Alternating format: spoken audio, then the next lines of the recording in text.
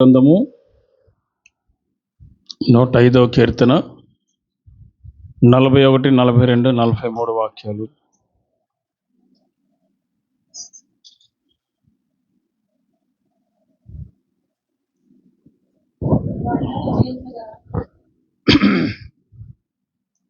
బండను చీల్చగా నీళ్లు ఉబికి వచ్చెను,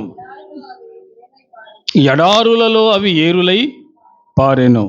ఏలయనగా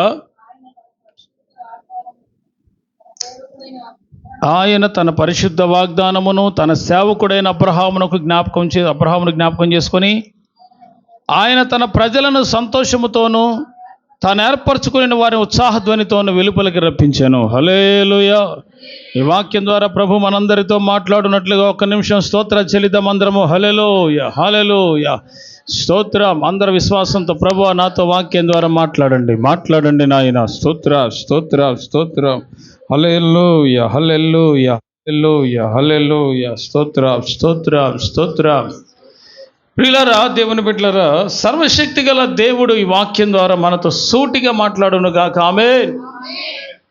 ప్రియులారా, దేవుని యొక్క వాక్యంలో ఇశ్రాయేలీయులు ఏ విధంగా అయితే ఐగుప్తు దేశం నుంచి బయటకు వచ్చారో అక్కడ చెప్తున్నాడు. ఏమనంటే ఉత్సాహధ్వనితోనూ సంతోషముతోనూ ఉత్సాహధ్వనితోనూ వారిని వెలుపలికి రప్పించాను అనే మాట మనం చూస్తున్నాం.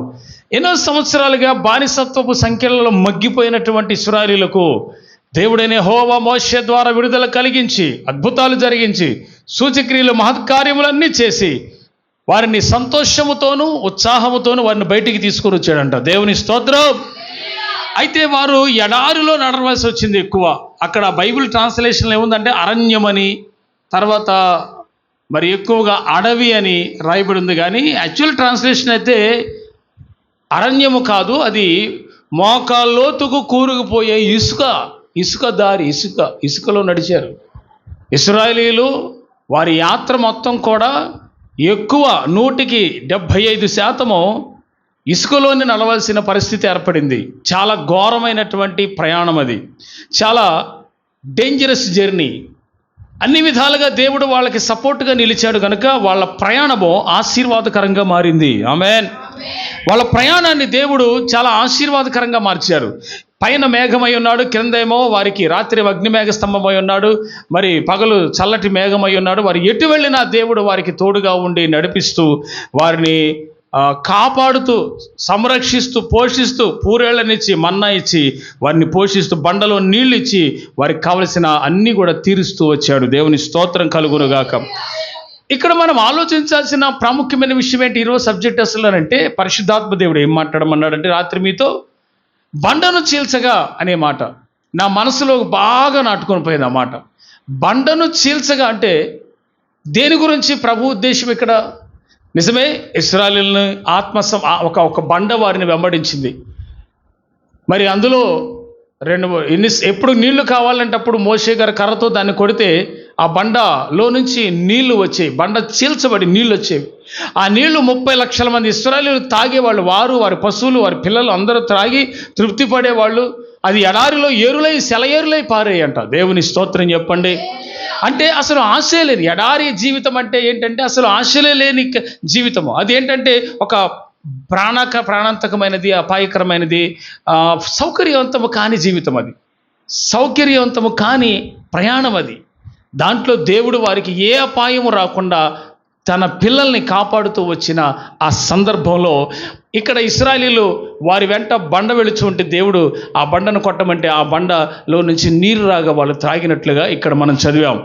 ఇక్కడ ఏలయనగా తన పరిశుద్ధ వాగ్దానమును బట్టి తన సేవకుడైన అబ్రహామును జ్ఞాపకం చేసుకొని ఆయన తన ప్రజలకు సంతోషమును తాను ఏర్పరచుకున్న ఉత్సాహధ్వని కలుగు చేశాను అని రాయబడింది. అంటే దేవుడు తాను ఏర్పరచుకున్న ఇశ్రాయేలీయులకు ఒక అద్భుతమైన సంతోషాన్ని హృదయంలో కలుగు చేశాడు. బానిస సంఖ్యల నుంచి విడుదల కలుగు చేయటం, అరణ్యంలో అన్ని విధాలుగా 40 సంవత్సరాలు తోడుగా ఉండి నడిపించటం. హల్లెలూయా. 1 ఏడు కాదు, 2 ఏళ్ళు కాదు, 3 ఏళ్ళు కాదు, 40 సంవత్సరాలు వాళ్ళు ఎన్ని వేషాలు వేసినా వారిని క్షమిస్తూ సాత్వికంతో భరిస్తూ దేవుడు వారికి కనాను దేశాన్ని వాగ్దానం చేశాడు. అబ్రహాముకి, నీ సంతానానికి కనాను దేశాన్ని వాగ్దానం భూమిగా ఇవ్వబోతున్నానని ఇచ్చిన మాట ప్రకారం, అబ్రహాము గారికి ఇచ్చిన మాట ప్రకారము దేవుడైన యెహోవా అబ్రహాముకి కనాను దేశంలో చోటు వారి సంతానానికి చోటిచ్చి ఆ దేశాన్ని ఇచ్చి వారిని ఆశీర్వదించాడు. దేవుని స్తోత్రం. దేవుడు ఎప్పుడైనా లోబడిన వారిని ఆశీర్వదించువాడు. తనకి ఎన్నటెన్నటికీ లోబడే వారిని దీవించేవాడే. ఆయన ఎవ్వరిని అనవసరంగా శపించడు. ఆయనకు లోబడినటువంటి వారిని, ప్రేయర్ చేసే వారిని, మరి పరిశుద్ధంగా జీవించే వారిని నిస్సందేహంగా ఆయన ఆశీర్వదించే దేవుడై ఉన్నాడు. ఆమేనని చెబుదాం అందరం. హల్లెలూయా. ఇక్కడ ఏనాడో అబ్రహాముకి పిల్లలే లేనప్పుడు అబ్రహాముకి దేవుడు ఇచ్చిన వాగ్దానం, నీ సంతానము ఇసుక రేణువులంతా అవుతుంది, నీ సంతానము ఆకాశ నక్షత్రాలంతా అవుతుంది, అయితే నేను వారికి కనాను దేశాన్ని స్వాస్థ్యంగా ఇస్తాను. ఒక్క వ్యక్తిని బట్టి కొన్ని లక్షల మంది దీవించబడ్డారు. ఆ ఒక్క వ్యక్తిని బట్టి ఇప్పుడున్న మనమందరము కూడా దీవించబడ్డాము. ఆ ఒక్క వ్యక్తిని బట్టి సంఖ్యకు ఆకాశ నక్షత్రాలు ఎక్కువగా విస్తరించిన వాగ్దానాన్ని బట్టి విస్తరించిన జనము ఆశీర్వదించబడినట్లుగా మనం చూస్తున్నాం. ఆమేన్. ఇక్కడ కంటెంట్ ఏంటంటే, ఈరోజు బండను చీల్చగా నీళ్లు ఉపికి వచ్చాను, పెళ్ళుబిగి పారి అనేకుల ఆత్మదాహము తీరిపోయింది, భౌతిక దాహం తీరింది. అలాగే దేవుడు తమను వెంబడిస్తూ ఉంటే వారు కూడా సంతోషించి అణువణువున దేవుడు చేస్తున్న అద్భుతాలను బట్టి హృదయం ఆనందించడం మొదలుపెట్టారు. ఆమేన్. ఏంటండి, ఒక బండ జీవితకాలం అంతా 40 ఏళ్ళు వెంబడించడం అంటే మామూలు విషయం అండి? దేవుడు వారి వెనక ఒక బండ నుంచేసి తోడుగా ఉండి నడిపించి, ఆయన కూడా వారి ఆ బండ మీద నిలిచి ఎప్పుడు కావాలంటే అప్పుడు నీళ్ళు ఇచ్చి, ఆహారం ఇచ్చి, సమృద్ధి కృపనిచ్చి నడిపిస్తూ వచ్చాడు కదా. ఇది ఎంత ఆశీర్వాదకరమైనటువంటి విషయం, ఒక్కసారి మరి జ్ఞాపకం చేసుకోండి. హల్లెలూయా. అయితే ఈ నీరు అనేది ఆత్మ సంబంధమైన దాహం తీర్చబడే పరిశుద్ధాత్మకి సాదృశ్యం. హల్లెలూయా. నీవే నా ఆత్మదాహము తీర్చిన వెంబడించిన బండవు, కలవరపడినే ఆ కొండల వైపు ఈ కొండల వైపు ఆ మనుషుల వైపు మనుషులు నేను చూచేదనా? హల్లెలూయా. కలవరపడినే కొండల వైపు నా కన్నులెత్తెదనా. ఎత్తనో కొండల వైపు నా కన్నులెత్తి కొదువతో నేను కుమిలేదన. లోకం వైపు చూసి కొదువుతో కుమిలిపోను, దేవుని వైపు చూస్తాను నేను అని ఆ పాట భావం. దేవుని స్తోత్రం చెప్పండి. I will see. నేను దేవుణ్ణే చూస్తా, నేను మనుషుల మీద నమ్మకం పెట్టుకోను. Amen. I can't believe any man, I just believe only Jesus. That's all. మీరు ఆ మాట గట్టిగా పట్టుకుంటే ఈ భూమి మీద మీరు దీవించబడతారు. ఆయన దీవిస్తాడు. ఇక్కడ ఈ బండ చీల్చబడి వారు నీళ్లు తాగారు భౌతికంగా, నిజంగానే. కానీ 2024 సంవత్సరాల క్రితం మన ప్రభువును రక్షకుడైన యేసయ్య సిలువలో తన రక్తము, తన శరీరము చీల్చబడింది. తన శరీరము చీల్చబడింది. ఆయన శరీరము చీల్చబడి పెళ్ళుబిగి తన పరిశుద్ధమైన రక్తం ఈ లోకములో జనుల మీద పడింది. హల్లెలూయా. కల్వరి కొండ మీద, గొల్గొతా కొండ మీద యేసుక్రీస్తు ప్రభువు సమస్త మానవాళి కోసము తన శరీరము చీల్చబడి ఒక శ్రేష్టమైన పరిశుద్ధమైన మార్గాన్ని పరలోకానికి వేశాడు. హల్లెలూయా. ఇశ్రాయేలీయులు ఆత్మ సంబంధమైన పంటలో నీరు తాగారు, భౌతిక సంబంధంగా తాగారు, కానీ ఆత్మ సంబంధంగా కూడా బలపడ్డారు. కానీ అందులో కొంతమంది దేవునికి ఇష్టలుగా లేకుండా పోయారు. ఇక్కడ ఉన్న మనందరము క్రీస్తు రక్తములో పాలు పంచుకొనుచు ఆయన ఇచ్చిన జీవం పొందిన మనము దేవునికి ఇష్టలుగా మార్చబడాలి. ఆమెన్. దేవునికి ఇష్టలుగా మార్చబడితేనే ఆయన మనల్ని ఆశీర్వదిస్తాడు. దేవుని స్తోత్రం కలుగునుగాక. హల్లెలూయా. ప్రియులారా, ఒక వ్యక్తి తాను చేస్తున్నటువంటి ప్రయత్నాలన్నీ వర్ధిల్ల చేయాలి అంటే ఆత్మతో నింపబడాలి. If any man who believe in Jesus they will perfectly filled by the Holy Spirit. పరిశుద్ధాత్మ చేత, దేవుని ఆత్మ చేత నింపబడి అడగాలి. ఆమేన్. లార్డ్, ఇది నాకు అనుగ్రహించు, ఇది చేయి, నేను నీ పక్షాన్ని నిలబడుతున్నాను ప్రభు, నువ్వు నా పక్షాన్ని నిలబడు. ఆమేన్.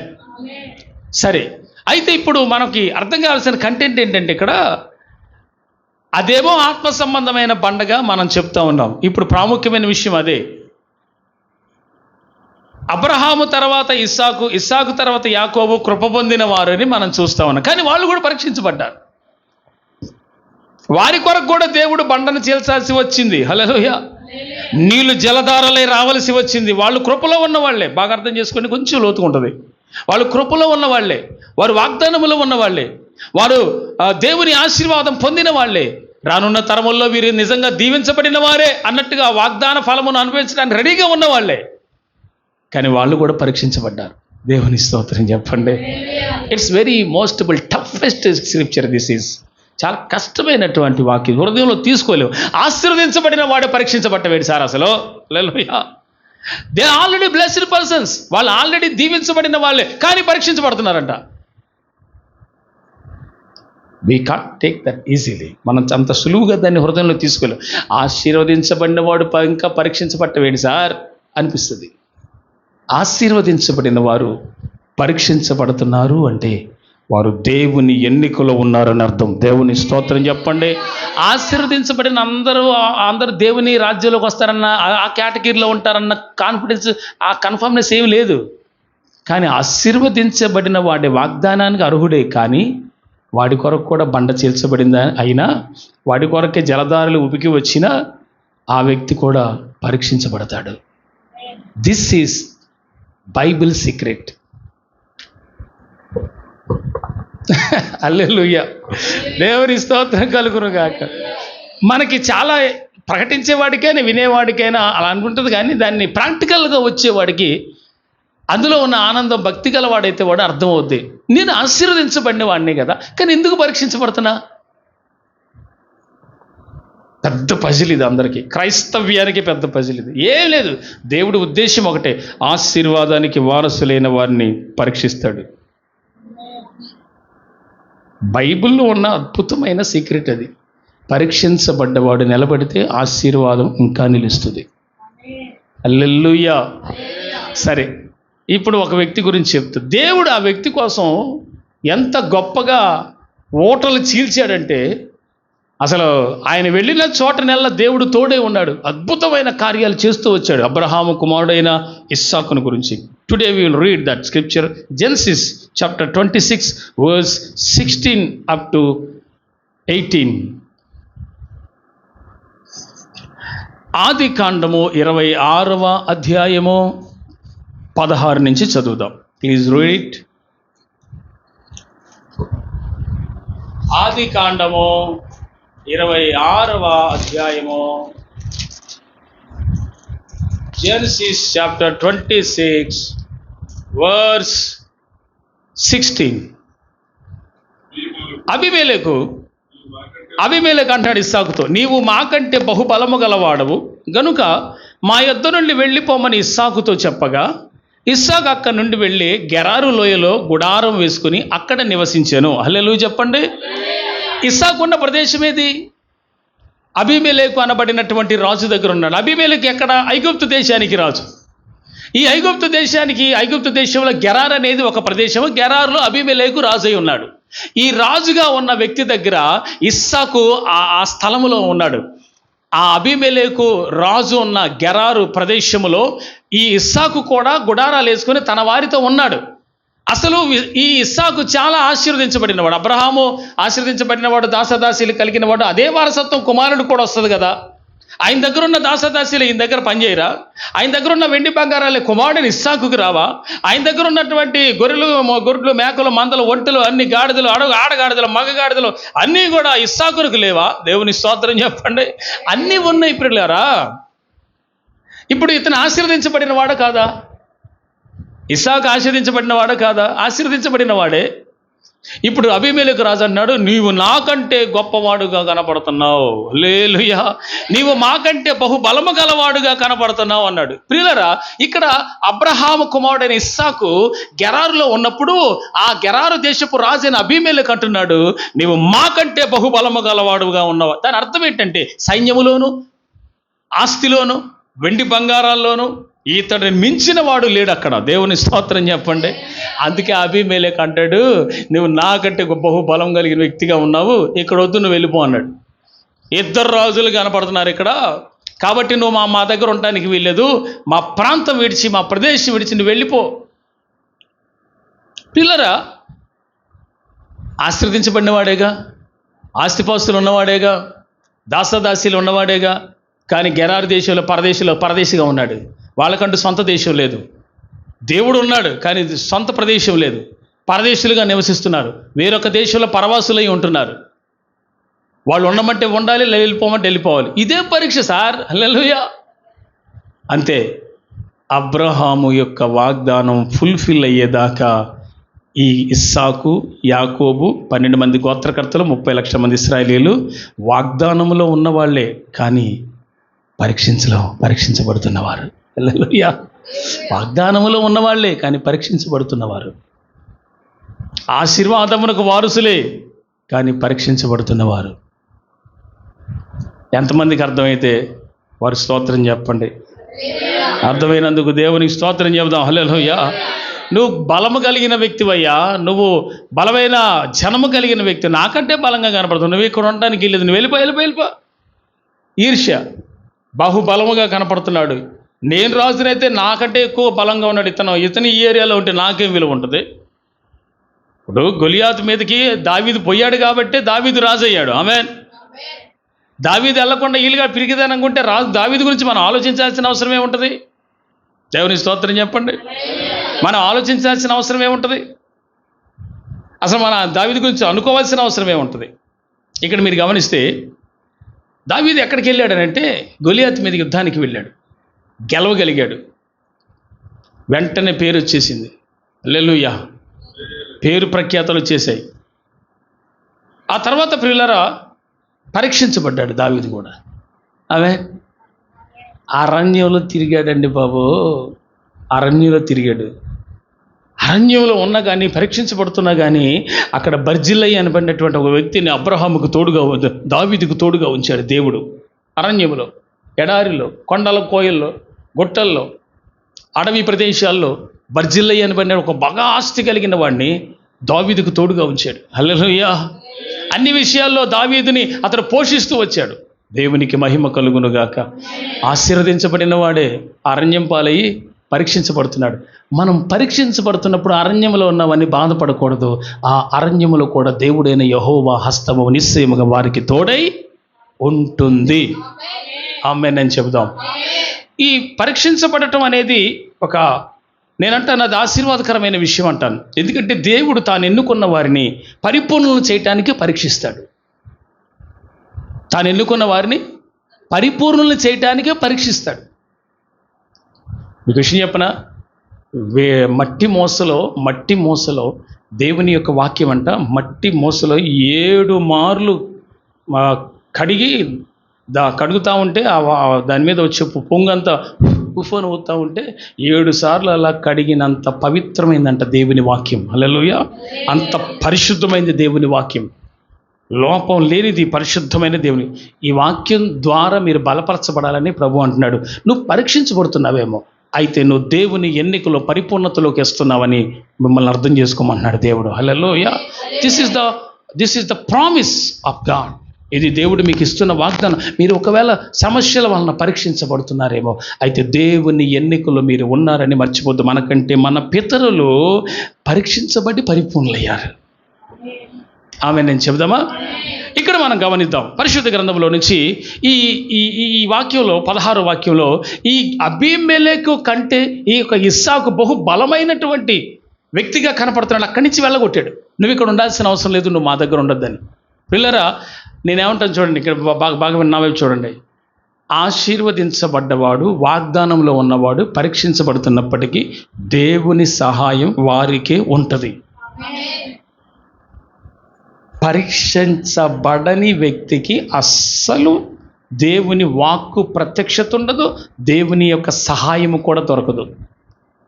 పరీక్షించబడుతున్న వారికి దేవుని సహాయము ఆన్ ద స్పాట్ కలుగుద్ది. హల్లెలూయా. సో ఇక్కడ 17వ వాక్యం నేను చదువుతున్నాను చూడండి.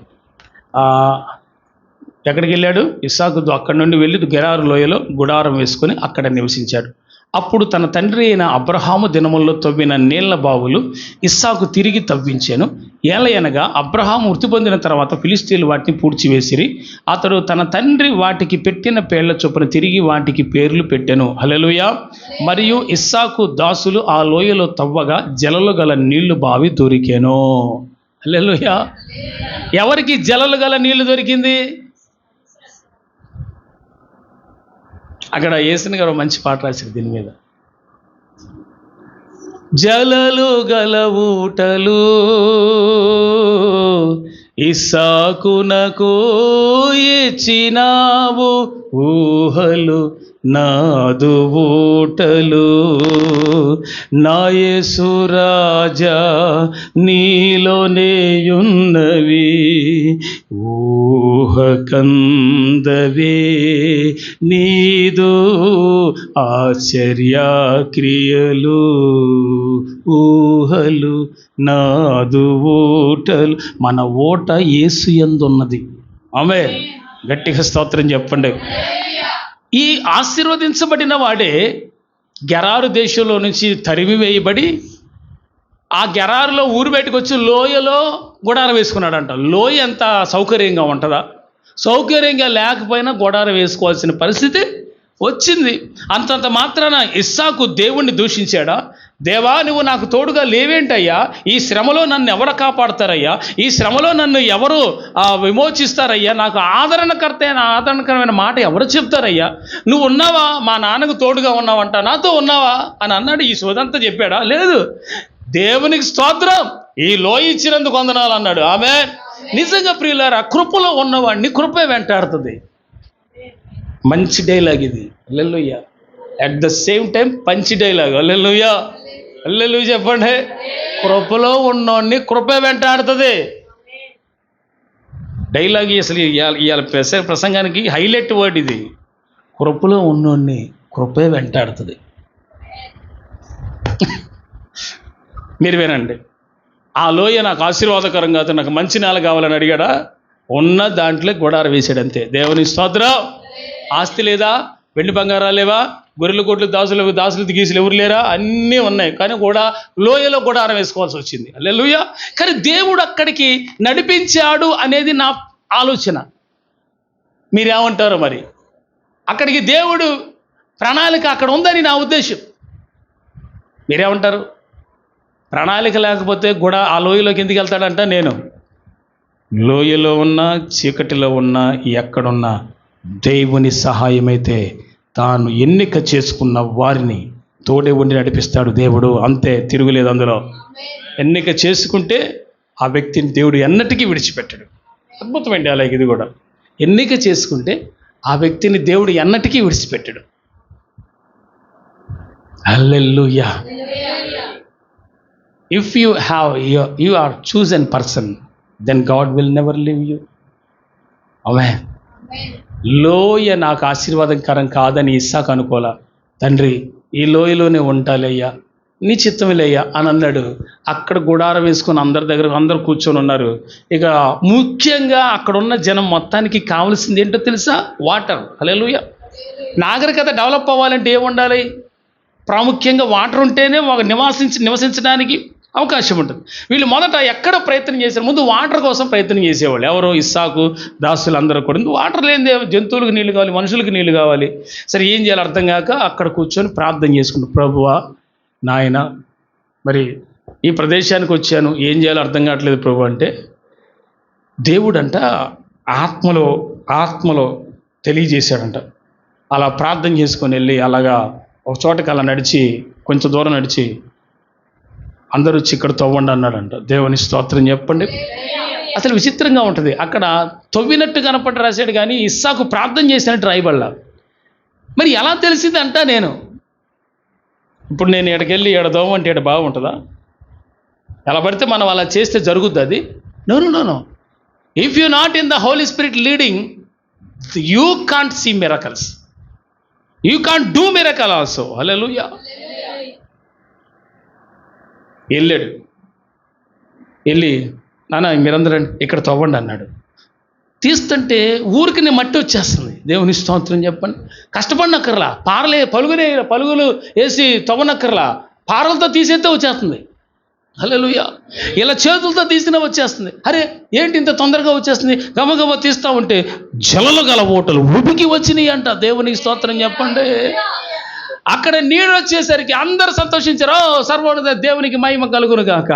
ఓ ఇస్సాకు, నువ్వు కృపలో ఉన్నవాడు, ఆశీర్వదించబడ్డావాడివి. కొద్దిసేపు శ్రమ ఉంది, పరీక్ష ఉంది, కానీ అక్కడ దేవుని ఆశీర్వాదం నిలిచి ఉంది. ఆమేన్. అని అనుకుని సంతోషించే లోపు ఫిలిస్తీన్లు వచ్చారు.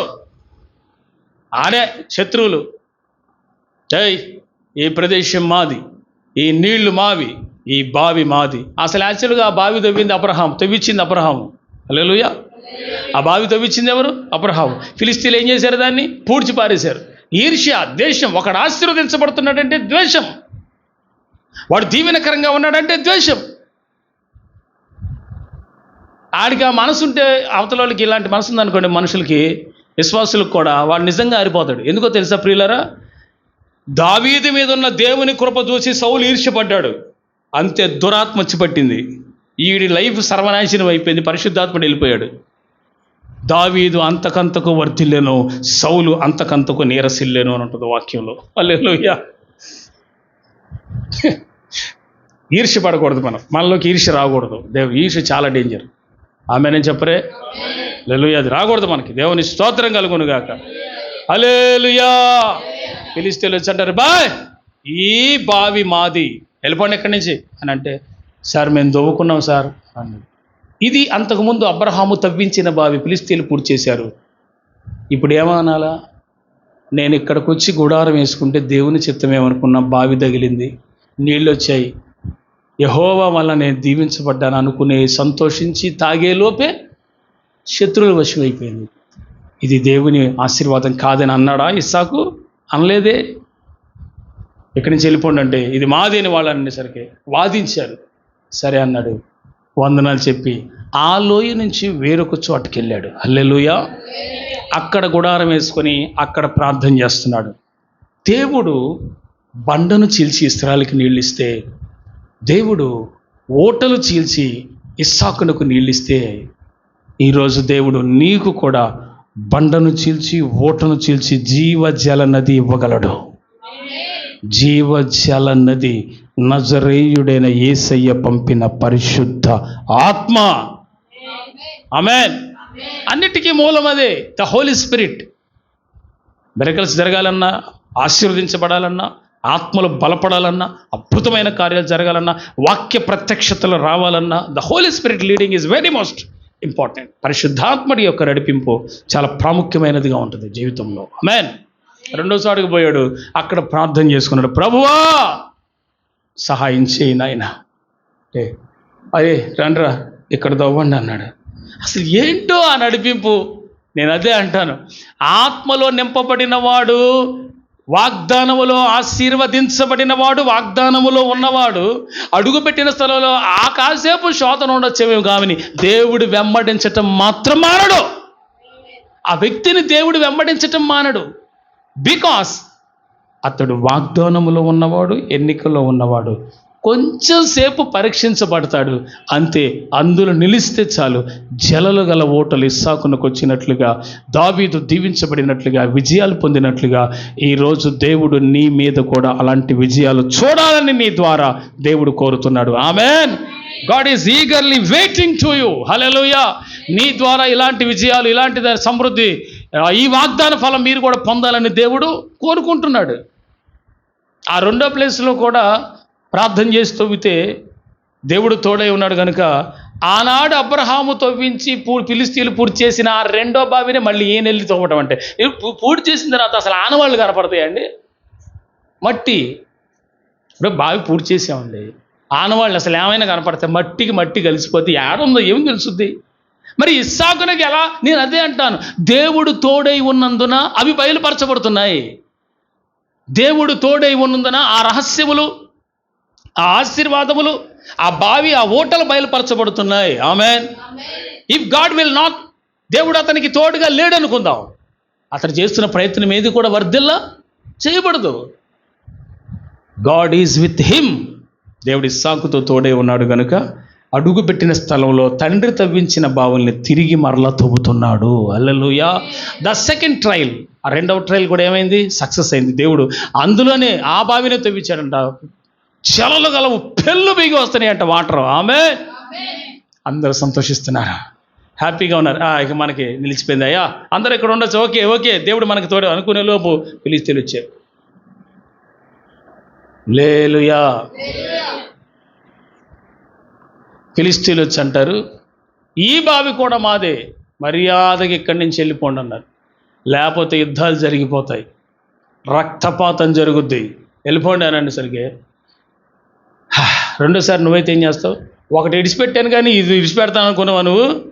మనమైతే గొడవాడేస్తాం, అవసరమైతే కొట్టుకుంటాం, తన్నుకుంటాం, తలకాయలు పగిలిపోవాలా.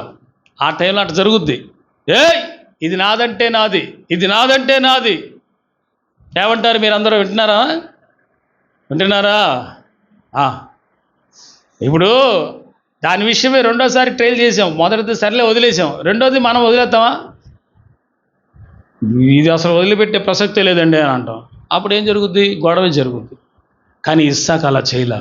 ఇది కూడా మీదేనంటారా? సరే, వందనాలయ్యా, గుడారం మొత్తం సర్దండి అన్నాడు. అన్ని వందల మంది లేచి గుడారాలు తీసుకొని వేరొక చోటకి వెళ్ళిపోయారు. అక్కడికి వెళ్ళి గుడారాలు వేసుకొని ప్రార్థన చేసుకొని మరలా తవ్వితే అబ్రహాము 3వ బావి తవ్వి పూడ్చి వేయబడిన ఆ బావినే మరలా ఇస్సాకు యాదృచ్ఛికంగా అర్రెర్రెర్రే అకస్మాత్తుగా యాక్సిడెంటల్గా జరిగింది కాదు. హల్లెలూయా, ఆత్మ నడిపింపు వల్లనే జరిగింది. హల్లెలూయా. లేకపోతే అక్కడికి ఎలా వెళ్తాడు అంటే దేవుడు నడిపిస్తున్నాడనేగా అర్థం. హల్లెలూయా. దేవుడు నడిపించట్లేదనా? లేకపోతే 3వ బావి కూడా అదే తవ్వాడంట. ఫిలిష్తీయులు 3వ బావి పూర్తి చేశారు కక్షతో. 3వ బావి కూడా ఇస్సాకు తవ్విచ్చాడంట. అదే తీతంటే మట్టి ఊరికి మట్టి వచ్చేస్తుందంట. అలాగా ఆ ఊపికిపోతున్నాయి నీళ్ళు. హల్లెలూయా. పెళ్ళు బిగి వచ్చినాయి. అర్రెర్రెరే, ఇక చూసుకో, మళ్ళీ వాళ్ళు వస్తారేమో ఫిలిష్తీయులు అంటే, యెహోవా వారికి మనకు ఎడమ కలుగు చేశాడు, రారు వాళ్ళు అన్నాడట. దేవుని స్తోత్రం. ప్రియులారా, ఇంకేం లేదు. ఫిలిష్తీయులకి ఈ విషయం తెలిసింది. ఊరిని మళ్ళీ 3వ బావి పడిందంటగా. వచ్చారు గుర్రాలు వేసుకొని. అప్పుడు ఏమైందో తెలుసా? అబీమెలెకు అంటున్నాడు, బాగా వినండి, నేను ఎందుకు ఆత్మ నడిపింపని అన్నానంటే అబీమెలెకు చెప్తాడు, నీ దేవుడైన యెహోవా నీకు తోడై ఉన్నాడని, ఇదిగో ఈ బావులు తవ్వటం వలన వెళ్ళిన ప్రతి చోట దేవుడు నీకు తోడై ఉన్నట్టుగా నాకు అర్థమైందని అంటాడు. దేవుని స్తోత్రం చెప్పండి. Please read it. Genesis chapter 26:29.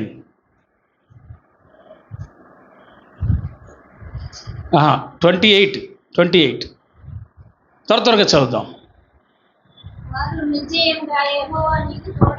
వాళ్ళు ఏమంటున్నారంట? నిశ్చయముగా యెహోవా నీకు.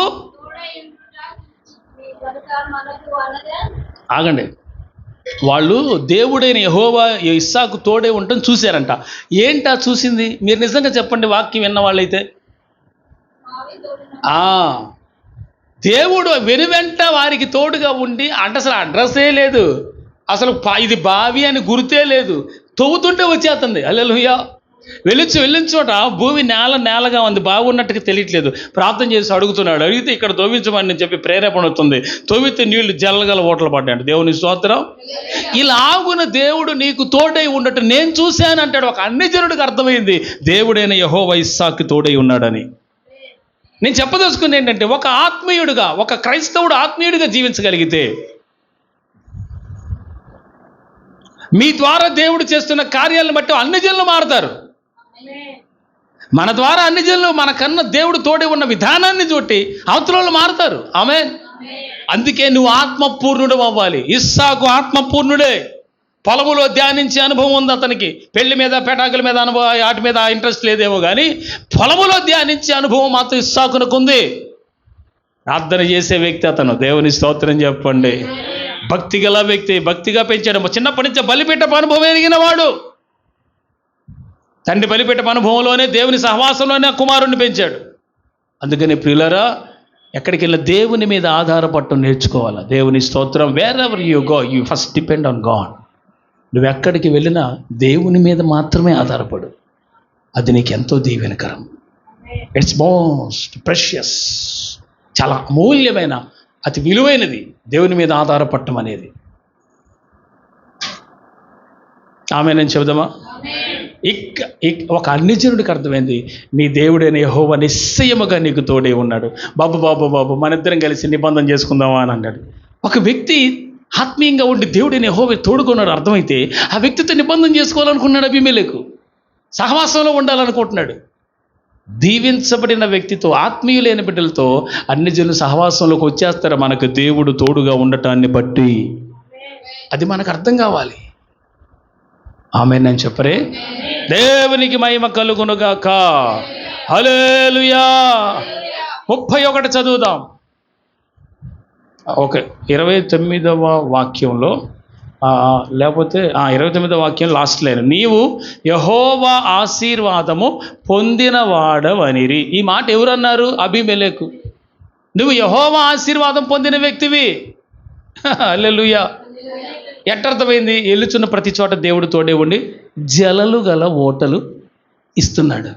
అది కూడా కొత్త వీటిలా వాళ్ళు నాందవిచ్చేసినాయి. హల్లెలూయా. పైగా ఫిలిష్తీయులు పూర్తి చేసినాయి. యాస్టీస్గా అలా దొరుకుతుందంటే దేవుని నడిపింపు కాకపోతే ఏంటి చెప్పండి? It is the leading by the Holy Spirit. Amen. మీరు ఆత్మలో దేవుడు చెప్తున్న ప్రకారం నడవండి, భక్తి అలా చేయండి. దేవునికి మహిమ కలుగునుగాక. హల్లెలూయా. జలలు గల ఊటలు వారికి ఇచ్చాడు, ఇస్సాకునికి ఇచ్చాడు. ఆ రీతిగా నేను నీకు తోడే ఉన్నానని అన్ని జనులకి అర్థమైంది. దేవుడైన యెహోవా ఇస్సాకునకు తోడై ఉన్నట్లుగా దేవుడు చూశాడు. దేవునికి మహిమ కలుగునుగాక. ఇక పరిశుద్ధ గ్రంథములో నుంచి నిర్గమాకాండం 15వ అధ్యాయం 22వ వాక్యాన్ని చదువుదాం.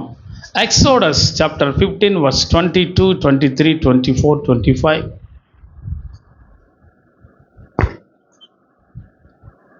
నిర్గమాకాండం. మోషే ఎర్ర సముద్రము నుండి జనులను సాగజేయగా వారు షూరు అరణ్యం అనకుండా అక్కడ ఎడారి ప్రాంతం అని చెప్పండి. ఆ ఎడారిలోకి వెళ్ళి వారాన్ని 3 దినాలు నడిచారు. నీళ్లు దొరకలేదు. మారాకు చేరారు.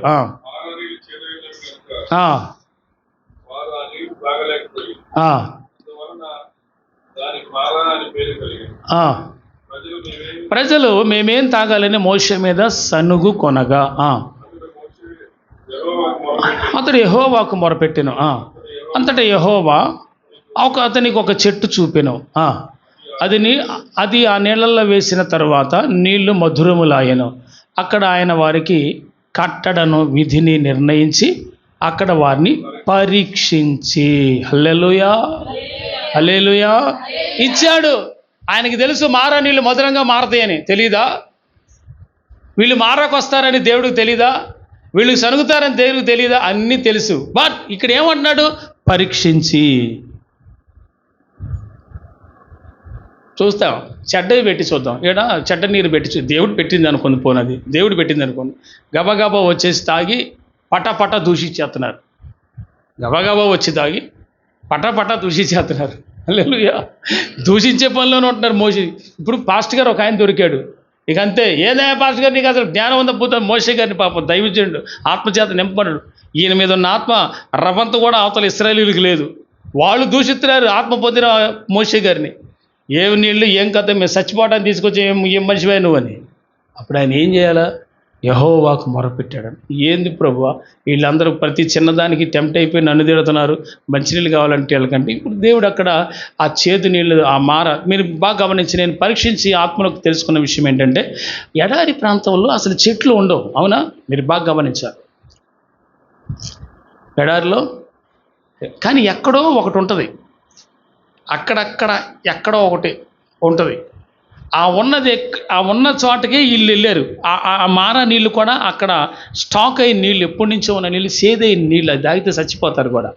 వీళ్ళు మనవాళ్ళు అడావుడి క్యాండిడేట్లు ఎక్కువ కదా, ఎక్కువ ఎప్పటి నుంచో బాగా దాహం అవుతున్నట్టు గబగబా లోపలికి వెళ్ళిపోయి గబగబా అన్నారు. అవి చచ్చిపోతారు. కొంతమంది చచ్చిపోతున్నారేమో ఒకవేళ తాగేసి గిలగిలగిల కొట్టగల, వామో విషపు నీళ్ళు.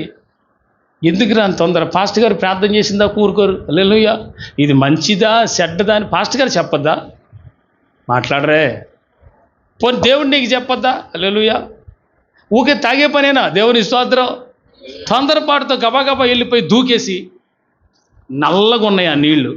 సార్ బాగా వినండి, ఆ నీళ్ళు నల్లగా ఉన్నాయి. తాగేసే పనులు దాహం మీద ఉన్నారు కదా, తాగేసే పనులు చేదుకుని బ్యాన్ ఊసి పారేసారు. చచ్చిపోతారు, అమ్మో నీళ్ళు చేదు, చచ్చిపోతాం మేము. పిల్లరా, అక్కడ వీళ్ళు సనుగుడు గొడుగుడు ఎక్కువైపోయి ఈ దైవజుడిని తిడతా ఉంటే, దైవజుడి మీద పడుతుంటే మోషే వెళ్ళి ప్రార్థన చేశాడు. ఏం చేయాలో చెప్పయ్యా అని అంటే, ఇదిగో నీ సమీపాన ఒక చెట్టు ఉంది చూడు అన్నాడు. ఉందయ్యా అక్కడ అని అంటే, ఆ కొమ్మ విరువు అన్నాడు. విరిశాడు. విరిచి తీసుకొచ్చి, బాగా వినండి, ఆ నీటిలో వేశారు. ఆ నీళ్లు నల్లగా ఉన్నాయి. ఆ కొమ్మ పడిన వెంటనే నీరు తెల్లగా అయిపోయింది. దేవుని స్తోత్రం చెప్పండి. వైట్ వాటర్ అయిపోయింది. దేవుని స్తోత్రం చెప్పండి. ఆ విషయాన్ని విరిచేసి, ఆ విషయాన్ని తీసుకొని ఆ నీటిని పరిశుద్ధపరిచింది. హల్లెలూయా. ఆ కొమ్మ ఆత్మీయ భావనలో చెప్పాలంటే, నీ కొరకు యేసు ప్రభు విరిచివేయబడ్డాడు ఆ కొమ్మగా. నీ పాపపు విషపు జీవితములో పాపాన్ని తొలగించి, ఆ కొమ్మగా వచ్చి పాపాన్ని తొలగించి పరిశుద్ధపరిచాడు. హల్లెలూయా. ఆయన కొమ్మగా నీలోకి వచ్చి, నీలో ఉన్న మనలో ఉన్న పాపపు ఆ జీవితాన్ని తొలగించి పరిశుద్ధపరిచాడు మనల్ని. You take that. Divine thoughts ఎలా ఉంటాయంటే, ఆత్మ సంబంధమైన ఆలోచనలు ఎలా ఉంటాయండి, ఇది ఇలాగే ఉంటాయి. నా కొరకు విరిచివేయబడిన కొమ్మ 2023 సంవత్సరాల క్రితం నా కొరకు ప్రభు సిలువలో ప్రాణం పెట్టాడు. నన్ను విమోచించడానికి, నన్ను పరిశుద్ధపరచడానికి ఆయన సిలువలో ప్రాణం పెట్టాడు. పాపపు ఇష్టమైన విషపూరితమైన నా బ్రతుకులో ఒక తెల్లని అమూల్యమైన పరిశుద్ధ జీవితాన్ని క్రీస్తు రక్తము ద్వారా కడిగి నాకు కలుగు చేశాడు. నన్ను విశ్వసించాలి. అది లోకానికి దేవుడు తెలియజేస్తున్న పాఠము. This is the lesson for the people. Amen. అది తెల్లగా అయిపోయినాయి ఆ వాటర్ తాగేశాడు. ఇశ్రాయేలీయులు అందరూ తాగి తృప్తి పొందారు. ఇప్పుడు చేదుగా లేవు, తీయగా ఉన్నాయి ఈ నీళ్ళు అంటున్నారు.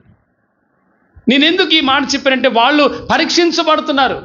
అణువున వారు ఆస్వాదించబడ్డవారు కాదా? కనాను దేశానికి వెళ్ళేవాళ్ళు కాదా? అబ్రహాము వాగ్దానంలో ఉన్నవాళ్ళు కాదా? ఇస్సాకు వాగ్దానంలో ఉన్న ప్రజలు కాదా? యాకోబు వాగ్దానంలో ఉన్న ప్రజలు కాదా? వాళ్ళు దీవించబడిన వాళ్ళు కాదా? దేవుడు మేఘమై ఉండలేదా? మన్న ఇవ్వట్లేదా? నీళ్ళు ఇవ్వట్లేదా? అయినా పరీక్షించబడుతున్నారు కదా. అర్థమైన వాళ్ళు స్తోత్రం చెప్పండి. ఆమేన్. బట్ పరీక్షించబడటం ఇష్టం ఉండదు ఎవరికి. అలా పరీక్షించబడ్డామంటే దేవుని ఎన్నికలో ఉన్నావని అర్థం. ఇప్పుడు చెప్పండి, ఏ పరీక్షలు లేకుండా సమృద్ధిగా దీవించబడి జీవితాన్ని ముగించటం, అగ్నిగుండానికి వెళ్ళటం ఇష్టమా? ఎన్నికలు ఆశీర్వాదములో ఉండి పరీక్షించబడి దేవుని రాజ్యానికి వెళ్ళటం ఇష్టమా? Second thing, very most important, నేను ఇందాక మీకు చెప్పాను, పరీక్షించబడుతున్నప్పటికీ సొల్యూషన్ ఇస్తూనే తీసుకెళ్తాడు అంటున్నా. హల్లెలూయా, హల్లెలూయా. ఇశ్రాయేలుకి ఇవ్వలేదా సొల్యూషను? ఇస్సాకునికి ఇవ్వలేదా సొల్యూషను? హల్లెలూయా. ఇస్తాడు, కానీ పరీక్షలో పెడతాడు. ఆమె కానీ రెమెడీ పక్కనే పెడతాడు. హల్లెలూయా. అప్పుడు మనకు అర్థమైంది, అమ్మో దేవుడు నాకు ఈ అద్భుతమైన కార్యం దేవుడు చేశాడు. నీ విశ్వాసం అప్పుడు ఏమవుతుందంటే, దేవుడు తను కార్యం చేయటం ద్వారా అది బలపరచబడుతుంది. అర్థమైన వాళ్ళు స్తోత్రం చెప్పండి. హల్లెలూయా. కాబట్టి ప్రియులారా, ఇంకా చాలా ఉంది చెప్పడానికి. మీ హృదయంలో ఈ వాక్యాన్ని ముద్రించుకోండి. ఏంటంటే, ఎన్నికలో ఉన్నవాడు, వాగ్దానములో ఉన్నవాడు, ఆశీర్వదించబడినవాడు పరీక్షించబడతాడని. పరీక్షించబడిన ఆ పరీక్షలో కూడా దేవుడు తోడై ఉండి, ఇస్సాకు జలలు గల ఓటలు ఇచ్చినట్లుగా, ఇశ్రాయేలుకు వాటర్ ఇచ్చినట్లుగా, బండను చీల్చి నీళ్లు విస్తారంగా ప్రవహించేటట్టు ఇశ్రాయేలుకు ఇచ్చినట్లుగా దేవుడు తోడై ఉంటాడని కూడా మర్చిపోకూడదు. ప్రభు మిమ్మల్ని దీవించునుగాక. ప్రార్థన చేసుకుందామా? Let's go into prayer for God. Hallelujah. Thank you Jesus.